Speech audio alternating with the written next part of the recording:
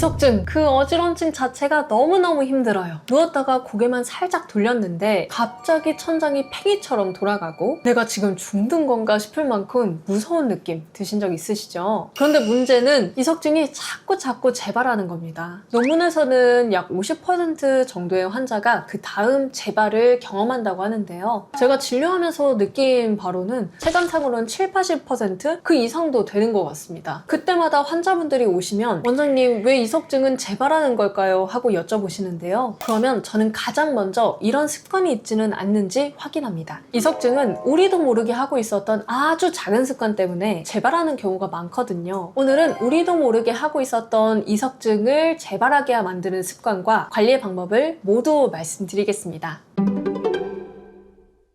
본격적인 원인 전에 이석증이 뭔지부터 한번 알아볼게요. 귀 안에 아주 깊숙한 곳에는 평형을 담당하는 기관이 있는데요. 그 안에는 어떤 칼슘 결정체들이 있습니다. 그러한 조그만한 돌멩이를 이석, 귀 안에 있는 돌이라고 이름을 붙이게 돼요. 이석 같은 경우에는 자기 자리에 잘 붙어서 몸의 기울기를 감지하는 역할을 하게 됩니다. 문제는 이 이석이 잘 달라붙어 있지를 않고 딱 떨어지게 되면 반골이관 안에 들어가면서 엄청난 어지럼증을 만들게 된다는 건데요. 원래는 반골이관은 내 림프액의 순환에 따라서 몸의 회전을 감지하게 되는 역할을 하게 되는데요. 이 안에 이석이 굴러 들어가게 되면 비정상적인 파동 신호를 엄청나게 마구마구 만들게 되기 때문에 몸 입장에서는 정말 세상이 빙빙 돌아가는 듯한 경험을 하게 되는 거죠. 그래서 환자분들이 정말 많이 말씀해 주시는 대사가 있습니다. 원장님, 저 눈을 감고 있었는데도 세상이 빙빙 도는 듯한 느낌을 경험했어요 라고 말씀하시는데요. 그게 정답입니다. 왜냐면 눈 때문이 아니라 귀에서 그 빙빙 도는 어지럼증을 만들고 있기 때문이에요. 이석이 떨어지는 그 원인은 정말 무수히 많거든요. 그 중에서 우리가 통제할 수 있는 것과 예방할 수 있는 관리가 가능한 부분은 따로 있습니다. 오늘은 재발을 방지할 수 있는 통제 가능한 요인에 대해서 한번 알아보도록 하겠습니다. 첫 번째 원인은 각종 대사질환입니다. 흔히 성인병이라고도 하죠. 대표적인 세 가지, 고지혈증, 당뇨, 고혈압입니다. 이 세 가지 병의 핵심 포인트는 혈류 장애를 일으킨다는 건데요. 이석을 만드는 그 기관, 그리고 이석이 잘 붙어 있어야 되는 그 기관은 혈류 순환에 의해서 영양소를 공급받게 돼요. 그런데 몸에 미세한 혈류 순환에 장애가 생기면, 위로 올라가는 혈류 순환에 문제가 생기면 이석을 딱 달라붙게 하는 구조에 문제가 생기기 시작합니다. 그러니까 결합력이 약해지게 되고 이석이 자꾸 떨어질 수밖에 없는 환경이 조성이 되는 거죠. 그래서 이 혈류순환 장애를 푸는 게 정말 중요한데, 고지혈증은 혈관벽에 콜레스테롤이 계속 쌓이기 때문에 혈관이 점점 막히겠죠. 그리고 두 번째, 당뇨는 혈액 자체가 끈적끈적해지는 겁니다. 그렇기 때문에 혈류순환에 장애가 생기는 거고요. 마지막은 고혈압 같은 경우에는 높은 혈압 때문에 혈관에 지속적인 손상을 줄 수 있습니다. 이 세 가지 대사질환을 잘 관리해 주시는 것도 이석의 재발을 예방할 수 있는 길이고요. 딱 한 가지라도 있으시면 빠르게 기본 혈액 검사를 받으셔서 나의 정확한 상태를 진단받으셨으면 좋겠고요. 그거에 관한 필요한 전문적인 처치를 받으셨으면 좋겠습니다. 그렇게 잘 관리해 주시면서도 생활 습관을 같이 교정해 주시면 빠르게 혈류순환 장애로부터 벗어나실 수 있어요. 적절한 유산소 운동이나 근력 운동을 병행해 주시는 것부터, 식습관에서는 짜고 단 거 피해 주시는 것부터가 출발점입니다. 두 번째 원인은 수면 자세랑 일상 속의 머리 움직임입니다. 이 두 가지를 묶어서 말씀드리는 이유는 매일매일 하면서도 의식하지 못하는 행동이기 때문에 그런데요. 먼저 수면 자세부터 말씀드릴게요. 오른쪽으로만 누워서 주무시는 분들은 오른쪽 이석증이 계속 재발하는 분도 있고요. 왼쪽으로 누워서 주무시는 분들은 왼쪽으로 자꾸 재발되는 분들 분명히 있으실 겁니다. 한쪽으로만 누워서 자게 되면 불안정한 이석이 살짝 그 반골이관에 노출되기 쉬운 위치로 가게 되는데, 자꾸 일어나서 머리 위치에 변화가 생겼을 때 딱 그 반골이관으로 흘러 들어가기 좋은 환경이 생성이 되는 거거든요. 그래서 만약에 오른쪽 이석증이 있으시다 하면 왼쪽으로 누워서 주무시는 것을 추천드리고요. 양쪽으로 이석증이 자꾸 재발하는 분들은 그냥 딱 정자세, 천장을 보고 주무시는 게 권장됩니다. 그리고 일상 속 머리의 움직임입니다. 특별히 한 것도 없는데 그냥 갑자기 어지러웠어요 하는 분들 계시죠? 예를 들면 치과 치료 받느라 머리를 뒤로 젖히고 있는 자세를 굉장히 오래 하다가 있다가 확 일어났을 때 핑 돌 수 있고요. 윗몸 일으키기 하시는 분들 아니면 거꾸로 매달리게 되는 운동기구 아시죠? 그런 거 한 다음에 다시 바로 섰을 때 갑자기 이석증 오시는 분들도 계세요. 차라리 타고 올라가서 뭐 선반 고치다가 확 내려왔을 때 이석증 발생하는 분들 계시거든요. 불안정했던 이석이 방골이관으로 탈출하게 되는 방아쇠가 될 수 있습니다. 이런 분들 같은 경우에는 아침에 일어나실 때 갑자기 확 일어나지 마시고요. 서서히 머리 움직임을 조정해 주시는 게 좋겠습니다. 세 번째 원인은 오랜 시간 침상에 있으셨던 경우인데요. 환자분들 중에서는 수술 후에 회복하느라 굉장히 오랫동안 누워있다가 아니면 특별히 그런 일 없었는데도 그냥 정말 오랫동안 누워서 쉬다가 이석증이 발생하는 경우도 있는데요. 평소에는 활동량이 부족하거나 종일 누워서 TV 보시거나 바깥 출입을 거의 안 하시는 분들도 여기에 해당이 되시거든요. 이렇게 정말 오랜 시간 동안 몸의 활동량이 부족할 때에는 전반적인 혈류순환 자체가 저하가 될 수 있습니다. 이렇게 됐을 때 이석이 불안정한 그 위치에 있다가 방골이관으로 탈출할 수가 있거든요. 그래서 이 패턴이 나타난다면 활동량 부족이 또 이석을 유발하는 습관이 될 수 있어요.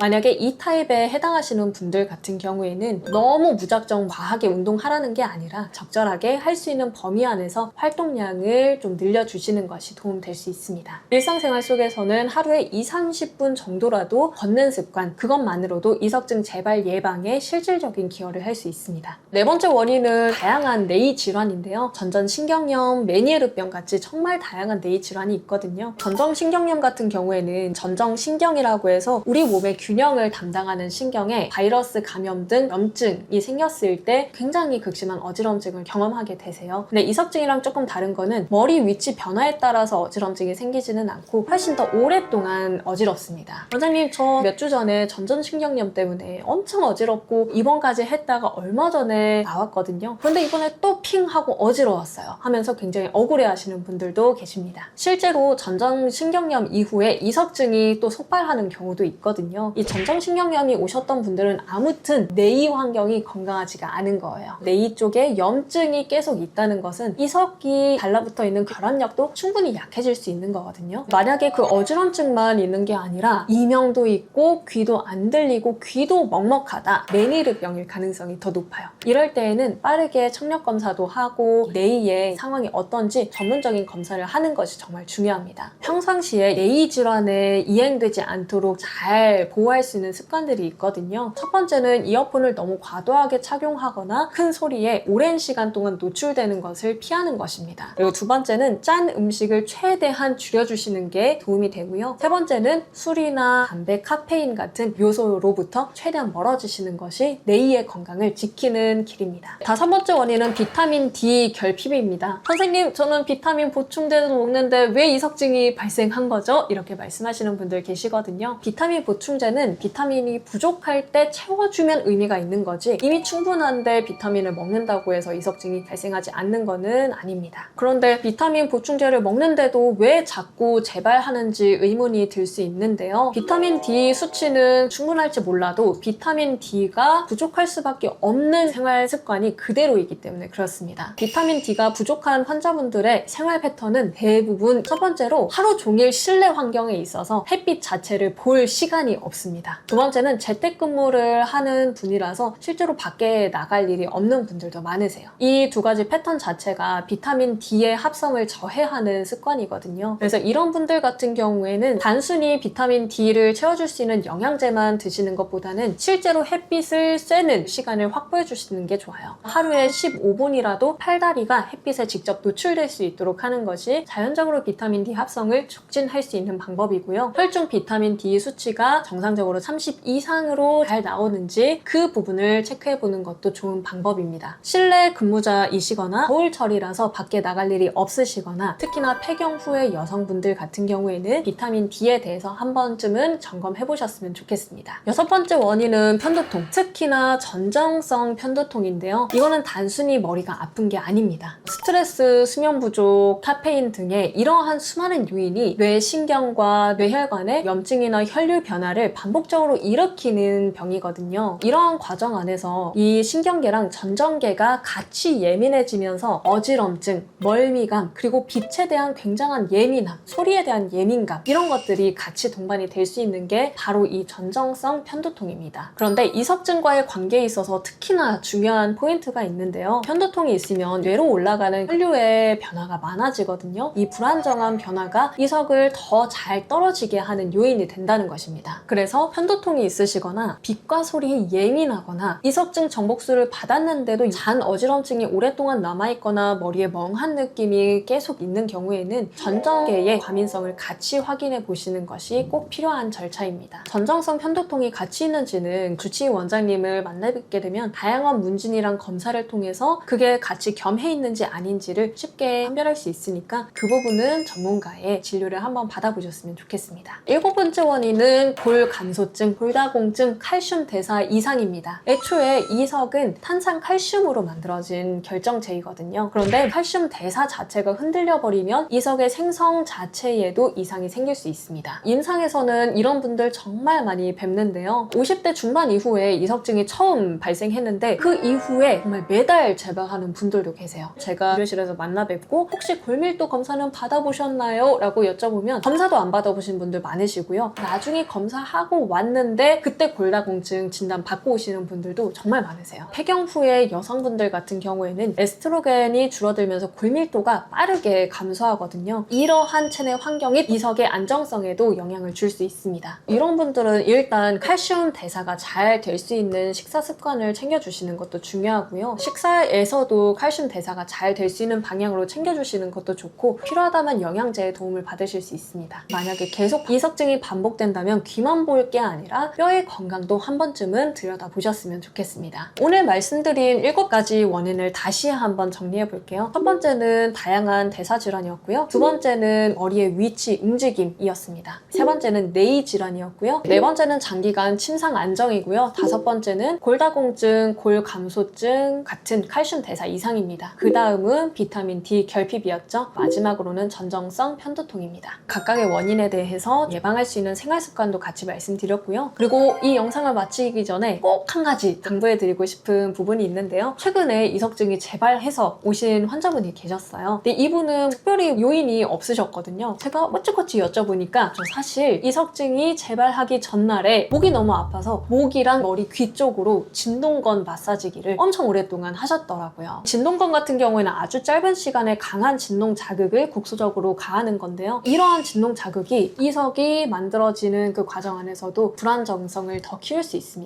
그리고 결합력이 약하신 분들은 진동 자극 때문에도 이석이 흔들흔들 하면서 또 빠져나올 수 있는 거거든요. 앞으로 만약에 집에서 진동건 마사지기를 활용하실 분이라면 절대 목이나 머리, 귀 주변으로는 사용하지 않으셨으면 좋겠습니다. 오늘 이석증을 예방할 수 있는 생활습관까지 다양하게 말씀드렸는데요. 이런 생활습관을 정말 열심히 실천했는데도 재발하시는 분들이 계시다면 정말 전문적인 치료를 받아보셨으면 좋겠습니다. 전문적인 치료를 통해서 이석이 만들어지는 환경을 안정시키고 딱 달라붙을 수 있는 그 결합력을 높여드리면 더 이상 재발하지 않거든요. 어지럼증이 언제 발생할까 싶어서 두려워하는 생활에서는 벗어나서 편안한 안정된 일상으로 돌아가셨으면 좋겠습니다. 혹시 궁금한 점이 있으시다면 영상 댓글로 남겨주시고요. 오늘 영상이 유익했다면 구독과 좋아요 부탁드립니다. 지금까지 이비한 한의원의 김명은 원장이었습니다. 감사합니다.